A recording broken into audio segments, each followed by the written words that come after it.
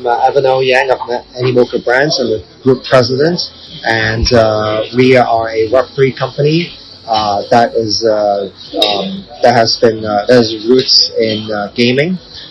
Sandbox is our subsidiary as well, our most famous ones. We are also known for having our 500 so portfolio companies that we have around the world that we've invested into. So we're known to be a very large investor in this space, one of the most prominent ones as well. So here at Consensus today to meet people, and we also built multiple gaming Web3 economies. Also, Open Campus under the token ticker EDU is part of what we do as well. A Binance listed $1 billion token, and we also have Mochaverse that's coming. A lot of people following that as well. And besides that, we also do advisory work, and we also are a little bit known for our presence in the Middle East, as we have signed a deal to work with Neom in Saudi Arabia. We're establishing a hub in Riyadh, and we have presence in Dubai as well. We're a Hong Kong-based company, but we're operating on a global scale. Great. How does Animoca Brands aim to develop and promote the digital property rights ecosystem, and why is this important for the future of digital assets? Well, we believe we currently don't own our data, and because most of the data that we create are owned by platforms, and it comes back in the way of advertising, and we basically don't. We create a lot of data, but we don't own it. We don't monetize it. We get monetized, right? So in the Web3 world, flips, this paradigm flips on its head ultimately, right? What we believe is that we believe that there are already 3 billion gamers around the world, right? So we started with gaming, and we believe that digital assets that you already have and the items that you purchase are not yours today, right? But in the near future, all of them will be, right? And it's very easy for gamers to understand that, right? So that's our initial thesis. So we have invested of our 500 portfolio companies, over 100 gaming companies, because we believe that's a very natural way for people to own digital assets. And besides that, we are investing in this space to help founders succeed, right, in multiple arenas and infrastructure companies. We also invest into them. Marketplaces, we're one of the early investors in OpenSea, Sky Mavis, Dapper Labs. So some of the biggest names and the earliest guys in this space. Right?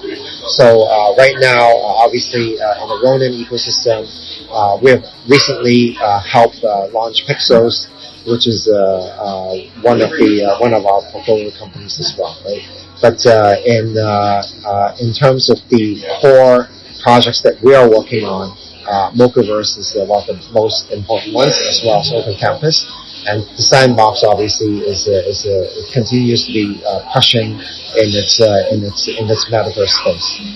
What role do blockchain marketplaces play in Animoca's portfolio, and how do you see the sector evolving in the coming years? Well, there are many marketplaces, right? I mean, it's hard to say there's a blockchain market space because marketplaces can be like centralized exchanges, decentralized protocols. They could be NFT exchanges as well, right? I mean, at the end of the day, you need to facilitate liquidity, right, from happening. Because we believe that we're basically, if you're looking at digital asset ownership, you're talking about, these digital assets you create have tradable values. So, Blur is the NFT marketplace that is actually taking a lot of shares. OpenSea was the earliest one. These marketplaces have a lot of value in terms of finding price discovery of these assets, right?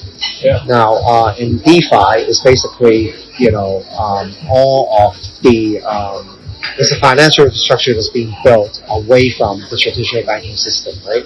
And it's 24/7. It's very, very efficient overall. It's just that right now we have to find the right regulations locally in each of different localities to connected back into the fiat banking world, right? Yeah. But in terms of peer-to-peer transactions, in terms of some of the already Web3 enabled companies, they do accept tokens or stable coins as a real form of currency anyway, right? Yeah. So marketplaces in DeFi that facilitates transactions is a means of us seeing the new financial infrastructure being built. Then centralized exchanges is a little bit different. That's more CeFi in a way.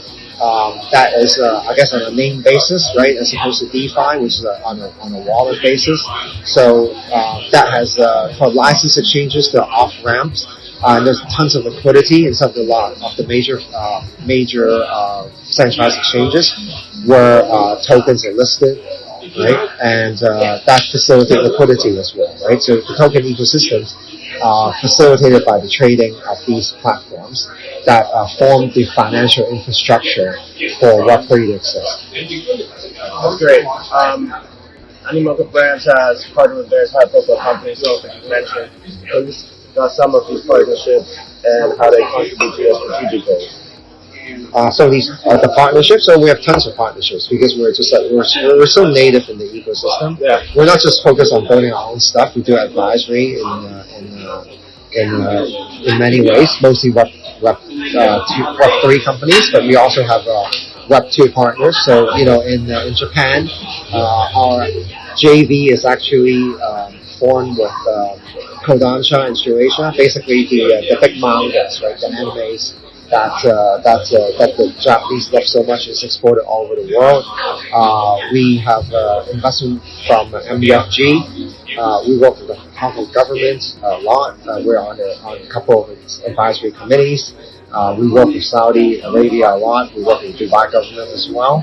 So we have tons of partnerships, not only in terms of sort of like the Web2 companies. We also have obviously work with governments as well. So reach is quite far. Yeah. You mentioned regulations. How does Animoca Brands navigate the regulatory landscape for blockchain digital assets, and what are the biggest challenges and opportunities you see in that area? So we're in the digital asset space rather than the trading space, so we are not really in the regulated arena, but we do consult for, let's say, Hong Kong government, right, and whichever.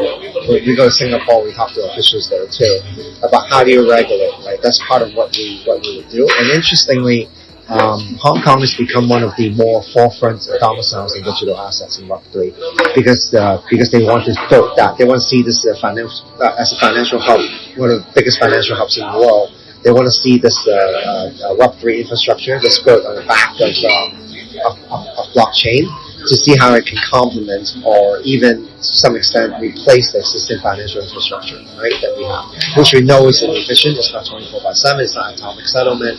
So Hong Kong's a bunch of stuff like stable coins, like tokenized assets, right? Those are all on the real world side, right? So we definitely engage in that manner. What trends do you foresee in digital entertainment, and how is Animoca Brands preparing to capitalize? Well, as we talked about that, I mean, the digital entertainment is all going towards ownership, right? So the ownership paradigm is what matters. So we believe that all gaming assets will be on the blockchain. It's just inevitable because you pay for something, you should have value for it, right? And I think the network effects of allowing ownership of digital assets is going to ultimately win over the walled gardens that were all created in the Web2 gaming that we see today, right? But we have more vision than just gaming as well. In Open Campus, we believe everybody should have a learner's ID, and certificates you earn from college, from whichever university or degrees that you've been with, your CV, all of them will be issued on the blockchain, right? So you can't fake certificates anymore. You can build reputation. You need to take different courses because we believe in lifelong learning, and it's not just about which high school and college you went to. It's also about all of the other education content that you have actually taken, languages you speak through your own self-study. Maybe you got your own you study yourself, say for your accounting degree and all of that, right? Or that you study law by yourself. All of that is part of credential, right? So that decentralized identity, that you can create yourself via Learner's ID, via Open Campus is something that we look at as well. And with the Mochaverse, it's also another type, right? So we believe that ties our Web3 ecosystem together via a reputation mechanism, again an bound token, which is your Mocha ID that you engage gaming with, but it's beyond that as well. You can also, whatever loyalty programs. We have many partners in the Mochaverse already. Right? Many of the Web3 ecosystem are partnered with us because of the size and our reach. And we believe that as you engage through your Mocha ID, you will accrue your reputation, and you'll get, obviously, benefits like airdrops and engagement, and your points, and then it becomes a loyalty platform for Web3. Very interesting. I am going to, for this part, continue with a couple of general questions. Can you share your perspectives on the most significant developments in the blockchain space over the past year? Let's talk about let's talk about the two most obvious ones, right? One is the approval of Bitcoin ETF, right? That has basically tied traditional finance into the separated Web3 world. It used to be separated. Now it's sort of like you can see the flows coming into the Web3 ecosystem. Again, you're talking about 100 trillion of financial assets versus a Web3 ecosystem, which is about 3 trillion in size, right? So it's a huge connection that we've made. And then recently, with the approval of the Ethereum ETF, is a huge move because politically, U.S. has always been a little bit unclear as to where it's going. It seems very hostile. We're in Austin today. Very good to see, consensus obviously taking place in the city. But the U.S. has been pretty hostile. SEC has been very hostile to this industry, saying that it has clear rules when it clearly does not have clear rules. It's clearly doing regulation by enforcement. And it feels like that with the recent U-turn in this, both Democrats and Republicans are going after space, right? At least it seems like this is a green shoot, right? This, right? And it's huge, right? Because everybody else is going after the markets, right? Except for the U.S. If you look at it, U.S. is the outlier. It's really stupid because ultimately, this is land, right? This is a country where most of the innovation has taken place in the past, half a century, right? In technology. Silicon Valley, lots of Web3 companies here as well, right? Does the U.S. really want to relinquish its potential role in leadership in this category? If stablecoins becomes a thing and the financial infrastructure gets replaced, does the U.S. want to lose out on that? I mean, that seems very silly to me. So, I think, like it or not, politically, not that the politicians fully understand what the space is about. In fact, it's often misunderstood. But by them dabbling in this space right now, being curious about it, I think is a huge move. But the concrete thing that happened with the approval of the Ethereum ETF is really telling you that the tide is turning. So how do you see the role of traditional financial institutions evolving in the rise of decentralized finance? Well, they're already evolving into it, right? So JP Morgan is JP Morgan Coin, right? They want that to be adopted. There's tokenized deposits. Some banks are looking into maybe, how do you further tokenize real world assets? And the 24/7 infrastructure is coming. It's going to be real. It's kind of like, go after it or be replaced, right? Now, the way I look at it is that I don't think necessarily financial institutions will be replaced by Web3. I think they will go through it because of the efficiencies, but there could be competitors that get in there earlier with lower costs of operations that are regulated as well, that could actually start to take market share away from these institutions. And because financial regulation and infrastructure actually took many years to build, it is hard to sort of change all of that over a very, very short period of time. But it also says that because of this, a lot of inefficiencies have been built. So for a nimble player, and they don't have to take the entire banking institution in terms of the whole value chain of finance.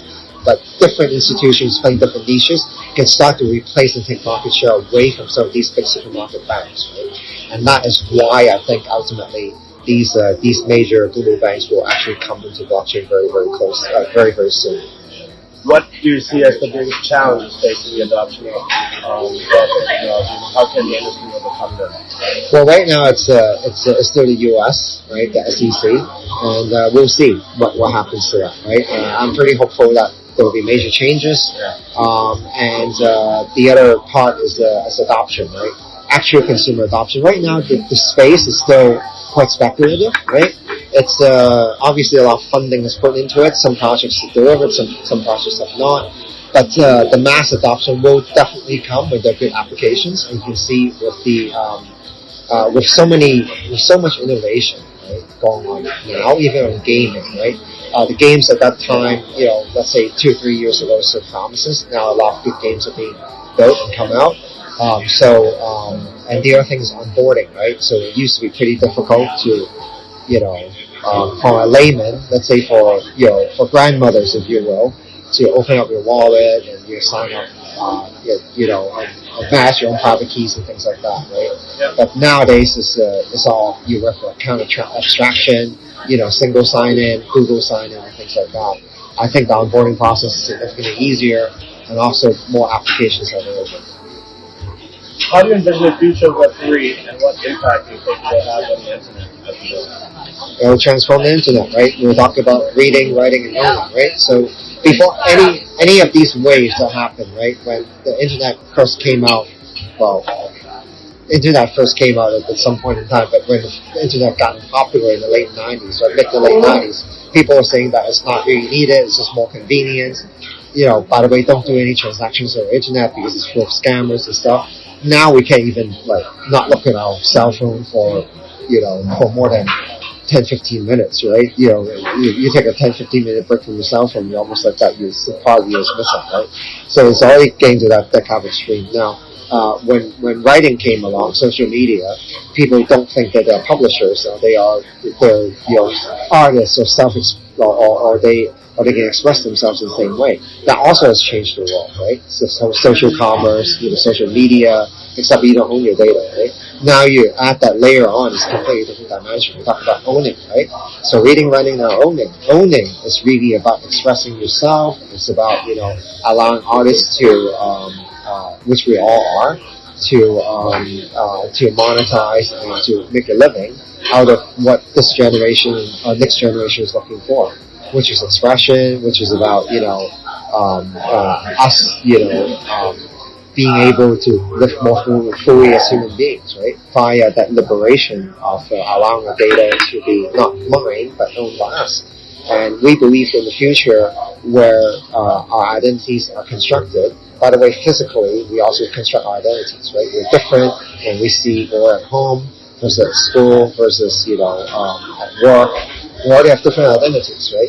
And we're adding that layer of, as we spend more and more time over the internet, you're constructing different identities about who you are, without that tying to your physical identity or your government ID that preserves privacy. At the same time, you're living your life in a way that's more full as you own your data. Right? You should be able to attract product companies to you. You should, if you're a gamer, if you're a whale, you spend a lot of money on gaming, you should be worth more than the next guy who just plays for free. Right now you accrue no benefits, right? If I graduate from only an okay university, but thereafter I really upgraded myself on all these courses. I learned Spanish, French, Chinese, Japanese, and I self-taught, Solidity. I'm an awesome programmer. I have all these leadership. That should mean something, right? Maybe it should be more meaningful to the next guy who graduated from Harvard and only has done one thing, right? So that identity matters a lot because the world has become much more complicated, much more nuanced. That data, especially with AI, that intersects with this space as well. would mean that each identity is actually complex. There are multiple dimensions to it, right? We look forward to a world where these identities are brought to life. What advice would you give to new entrepreneurs entering the blockchain crypto space today?